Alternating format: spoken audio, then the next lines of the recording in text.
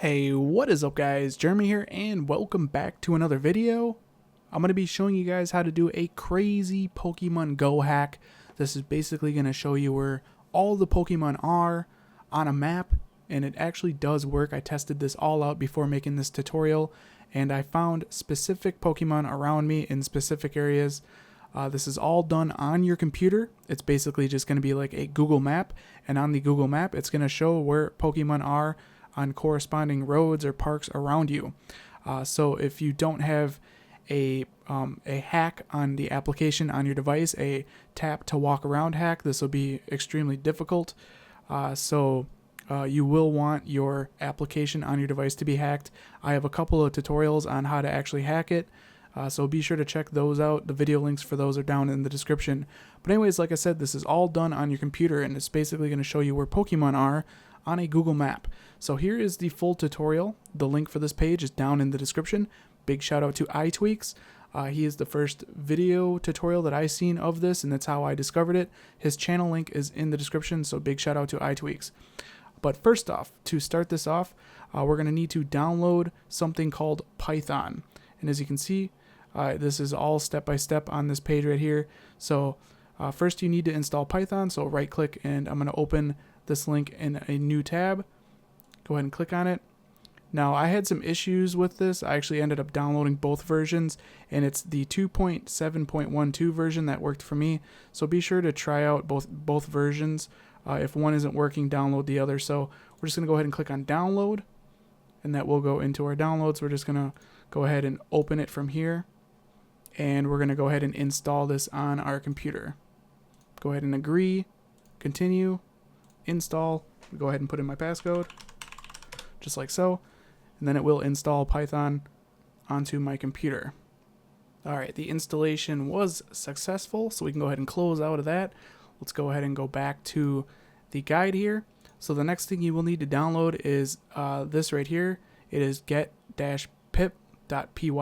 So what we're going to do here is we're going to right click it, and we're going to save link as, and then it will bring up this, so we can go ahead and save it to our desktop. You guys will see it right here. So there it is, get-pip.py right on my desktop. So the next thing we're going to want to do is run this file using Python. So we're going to right click on it, open with, and then we will use the Python launcher. And then you will have a few things pop up here, and it will do its thing. As you can see, it says process complete. So we can go ahead and just close out of this. I will just minimize a terminal, close out of, let's click on OK, just like so. So the next thing you guys will need is a Pokemon Club account. Basically just go to this page, you'll put in your date of birth, your country, click on continue, put in your email, and then you will have to basically activate your account. Now do remember that servers for this are really not doing so good right now, so if it's not working for you, just check in like every 15 minutes, give it a go. Like I said, the servers for this stuff, it's just overwhelmed right now at the moment, but once you have a account created, you are good to go. Now the next thing we'll have to download is a program, so we can go ahead and click on here, go ahead and open link in new tab. We'll click on that, and then you will see clone or download, the green button right there. Just go ahead and click on that, and then we're going to download that as a zip. And then we can go ahead and open that up or unzip it using whatever you want, just like so, extracting, and then now it is right here. So what I'm going to do is I'm going to drag it and drop it onto my desktop. We can go ahead and close out of that. So now the next step we're going to want to do is we're going to want to go ahead and open up Terminal, which I already do have opened, and what you're going to want to input here is CD, which is change directory, click space, and then we're going to drag in that folder which we just unzipped, just like so, and we can click enter. So we basically changed the directory within Terminal.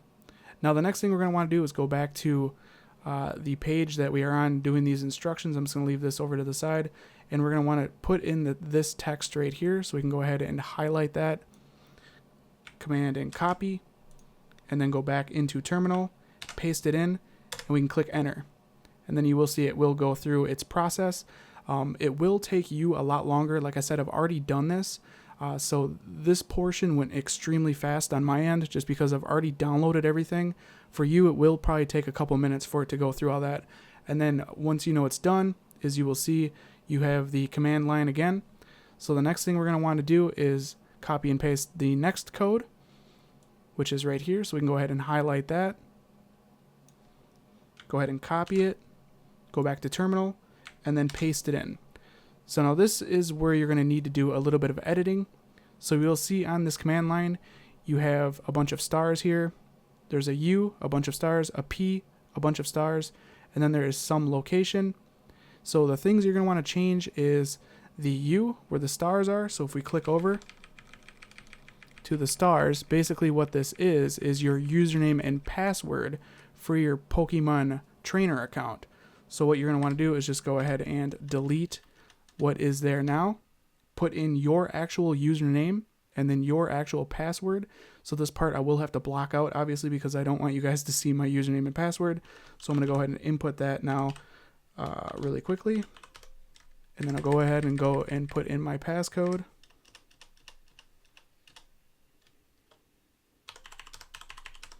Just like so. And then now this next portion you will see it says some location. This is where you can put in your location. You can put in a city name or you can put in actual coordinates. And I'm just going to use a city name. I'm going to use the city I live in. It doesn't matter because it's not going to actually show where I live, so I don't have to worry about that. So just go ahead and put your city name in. We'll put in a comma and then we'll put in the state. Just like so. So that's the location you're going to put into this. And then the next is steps, how many steps you want to have shown where Pokemon are. 10 is an okay distance. I found that 30 was perfect as it pretty much showed the entire city I live in where all the Pokemon are. So once you've input your username, your passcode, your city, and the amount of steps you want shown, just go ahead and click enter. Now you're going to notice it's going to do a bunch of stuff, and I'm going to have it blocked out so you guys can't see certain things, but just let it keep loading there. And the next thing you're going to want to do is go back to your web browser, open up a new tab, put in localhost 5000. Go ahead and click on enter, and this will show you and populate on a map where the Pokemon are around you, which is absolutely insane. Now it's still loading within my terminal. It will show a lot more than this in a minute, and I really want to go for this coughing right here. So if you click on the Pokemon, it will show you when it disappears. It shows it in military time, and then it also has a timer. These Pokemon will disappear. So if you're using this to find Pokemon, using a hacked version of the application on your phone where you can tap to walk, you do have a time limit to get to them. And once you've gone to that Pokemon and caught them, you can simply just click refresh on the page and it will refresh where the Pokemon are.